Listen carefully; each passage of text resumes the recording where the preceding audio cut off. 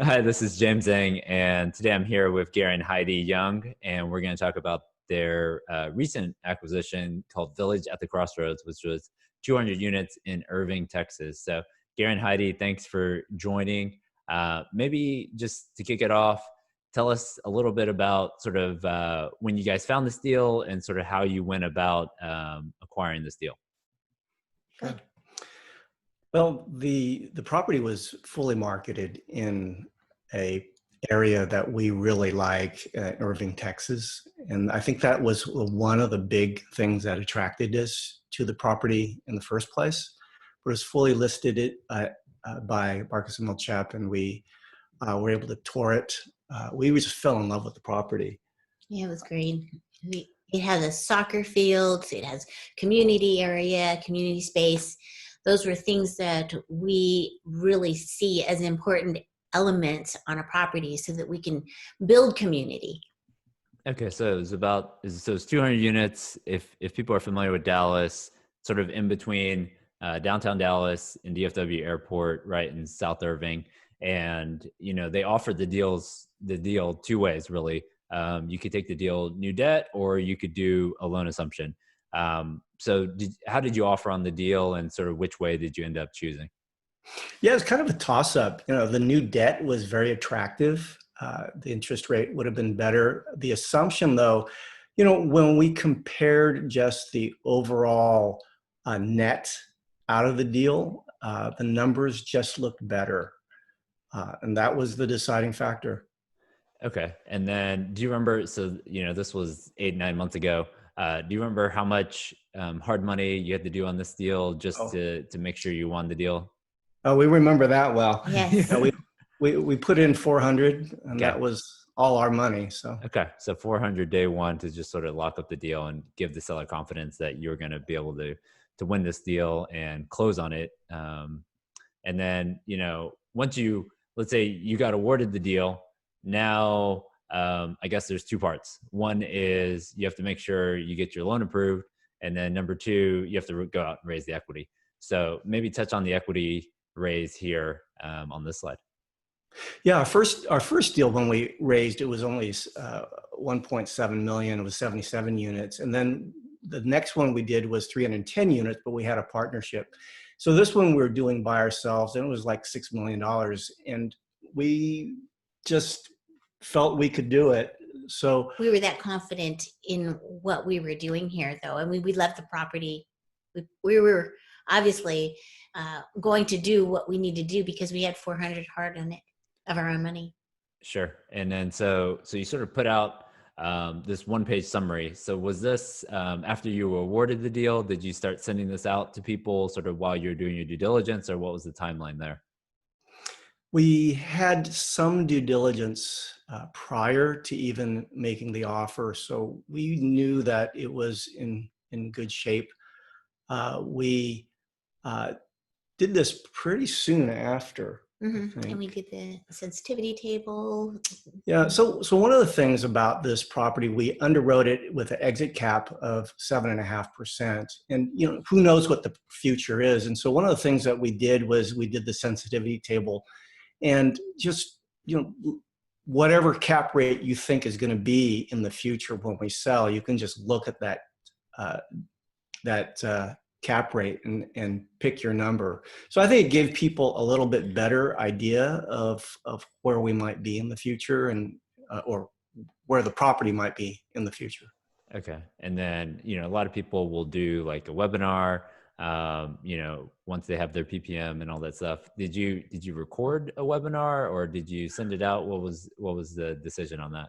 Yeah. So I spent like a whole day recording this webinar. Okay. And it would have put you to sleep. All right. It was really bad. So Very detailed, but boring. Yeah. So when we did the webinar, we just winged it, and Okay. it turned out to be the better option. Okay. Yeah. So just doing it live in front of an audience, knowing this was your one time, just came across a lot better with you and key principles. Okay. And then, so you raise the equity, and maybe talk a little bit about the loan process. You said you did a loan assumption. And then was there a supplemental, or did you add any new debt to this property? How did that process go? Thank you, James.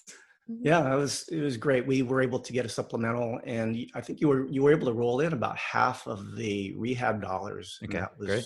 really very helpful. And then I guess when we went to closing, I guess one of the things that came up was sort of on the title side. Do you remember that process at all, or Yeah, you know, yeah, yeah, your very job is well. your job is really to, you know, you had the equity ready, and then, you know, the loan gets approved, the supplemental. I think we were around 70, let's say 75% loan to cost, which was pretty good. And then, you know, the title commitment came across, and sort of what happened on that title commitment. Do you remember? Yeah, so about a week into it, before close, we had closing costs estimated to be about $50,000 higher than we anticipated. Okay. It was kind of emotional. It raises a lot of emotion, you know, when you're talking about $50,000, and it's Sure. really a challenge to be calm and cool at that time. But Yeah, I mean, That was a so big surprise. yeah, Huge surprise. yeah, sometimes what happens is, you know, these loan assumption and supplementals, and especially like you're buying this deal, the title company is typically chosen by the seller, and the seller, on a loan assumption, you're essentially using the seller's lender, right? And so you're having to sort of dance to that person's beat, and the title company is telling you what they need, the lender's attorney is telling you what they need, and you're sort of just sitting there like, you can guess at some of these things, you can estimate some of these things. But when the title commitment came in, I think it was around 75,000 in title cost. And, you know, when they sent this settlement statement over to us, like me as the mortgage broker, you guys as the borrower, just seemed really off, right? And so I went back. I had done probably 4 or 5 loan assumptions with Fannie Mae lenders just in the last 6 months prior to this deal, and I went back and looked at all of them, and none of them were that high. And so, and you know, with title, there can be a lot of different things that you're just not aware of. So what we were able to do is really just copy those previous ones and send it to the title company, send it to the lender's attorney, and then we were able to magically get that 50,000 off. Thank you so much, James. it was like the day before closing. Yeah, Everything went so smoothly until then. It's like, wait a minute, what? Yeah, so you just never know. Yeah. Having a little background, having a little bit of experience doing a couple of loans, right? So when you have that sort of track record and that background, it gives you a lot of case studies to look at. And so I think sometimes you just have to check those, double check those things to make sure you're not getting, you know, pulled over on you. So I guess talk about, you know, once you close the deal, then how was sort of takeover of the property? Takeover went fairly smoothly, although we had some issues. I mean, the change of utilities and the phone, especially the internet, was, you know, a challenge. The seller was very cooperative though, and let us go ahead and transition. Trusted us to pay him back, so Okay. it was actually very smooth. The rubs, however, so we had to pay them back for the rubs income, and we had trouble getting the utility bills, and so I think we were 1 month we had to just estimate. Okay. So yeah, because I mean, usually those rubs you get in arrears. So when he owned the property, essentially he hadn't collected for those months, so you just had to reimburse him for those months. Yes. Okay, I gotcha.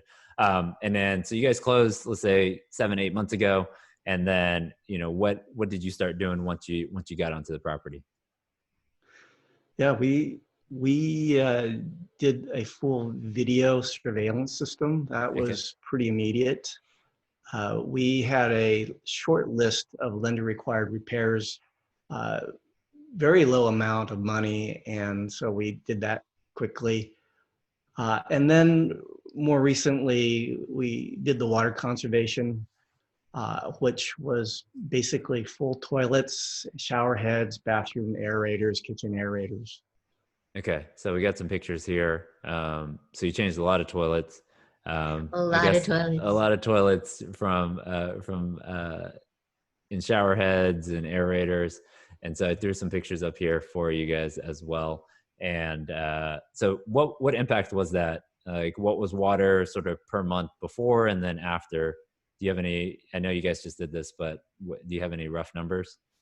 Yeah, it's a guesstimate is about $20,000 per month prior Okay. and about 10,000 a month after. And this is just based on 2 months Okay. of water bills versus about 6 months of prior water bills. And they're not the same correlating months, but Right. so Sure. it's a ballpark. And Yeah. overall, it was about 45% savings. Okay, so it cost about 100,000 to just sort of come in, do all that, and in the first year you'll probably make all that money back. Yeah, pretty close. Okay, in savings on the expense side, and then you said surveillance, and then interior rehabs, and then you guys are still working on carports on that. Okay, and then so what I like about you guys also is you guys do a lot of stuff with your investors and also with your community. So is this sort of post acquisition, this investor celebration? Yes, it Okay. is. We so appreciate the people that come alongside and invest with us, and we want them to know how valuable and special they are. And so we had a party at a nice restaurant just So to make sure that they knew so they were of cared for. the do you remember how many? So you had to raise over $5 million, $6 million, $5 to $6 million on this deal. How many investors were in the deal, and sort of how many? What was sort of average investment for you guys on this one? yeah, we had 83 investors, including us. Okay, all right. And then I know you guys do a lot at your property for whether it's Easter or Mother's Day or Christmas. Talk a little bit about what you've done so far at the property just in 8 months. We want to make sure that our community becomes a community so that they care for one another. And so we, in the very beginning, we try to bring them all together so that they could at least meet each other. And many of the residents have said, boy, no one has ever brought us all together as a community. But we want to continue that kind of effort. And so at Christmas, we always have a Christmas party right away in August. When we took over the property, was back to school. So with nonprofit donations, we were able to give backpacks full of school supplies, of the appropriate school supplies per grade level, even to every single child that was on the property. And then at Christmas, they got great toys. And then every month we're doing something. Even during this COVID time, we gave them activity packs where they could make a mask for as Texas was opening up, and different things to celebrate Cinco de Mayo. And then also Mother's Day. They got toilet paper. They got toilet paper, yes, during that time when it was so hard to get, of course. So whatever we can do to help them know how valuable they are and to bring them together as a community. No, that's great. So I'm going to wrap with sort of quick 5 questions here. So what do you think the biggest obstacle you've had so far on this deal in the 8 months or so that you have encountered? What would you say? Biggest obstacle? Biggest obstacle? I'd say, we always go down the property every week, and it's been hard not to do that in the past, couple months? Just with the restrictions? Yes. Okay. Yeah. Okay. So you're used to going to your properties. All of your other properties are sort of in sort of Dallas proper, so you can drive them all and just sort of touch them with and get updates from the leasing agents and property managers and things like that. Mm-hmm. Yeah. Okay. All right. We So do you guys call. have like virtual? Yeah. Do you do like a Zoom call or phone calls with them? With the actual staff, we have phone calls. We can still see what's going on because we've got the surveillance system. Okay. So at least we have that kind of a visual, but just not being able to be person to person, face to face is sometimes you can see more of the expressions and what's actually happening. Right. Right. Okay. We find that Yeah. we actually get a much better sense of what's happening when we're on property. When you're on the Things that property. we pick up without, we wouldn't know if we didn't go down there. Yeah, because sometimes when you're talking with the leasing agent or property manager over the phone, they're not necessarily bringing up everything, but just when you're walking around with them, you might see something that stands out to you, and Exactly. you can add on.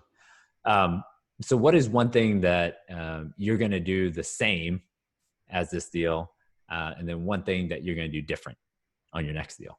So you can both do one of each, or however you want to do it.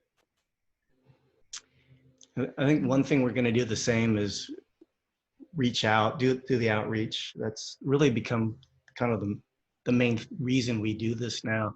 Okay. As we want a good financial opportunity for people, but it's really the why of what we do. So so I think that's, and we want to refine that and make it better and maybe more reproducible. Okay. Good. Anything different?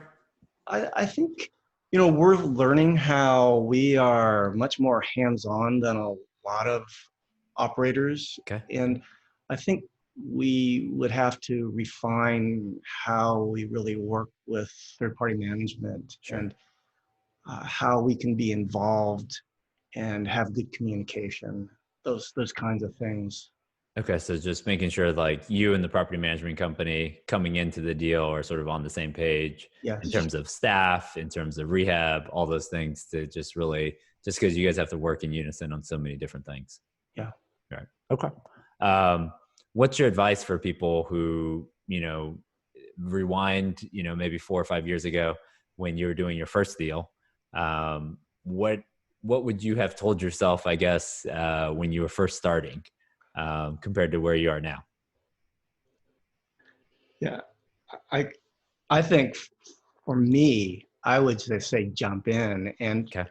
one of the things that holds you back is the fear of jumping in. So when we started with 11 units, it was not there's really no fear, because if we put that money down and we lost it, well, we would have learned a lot.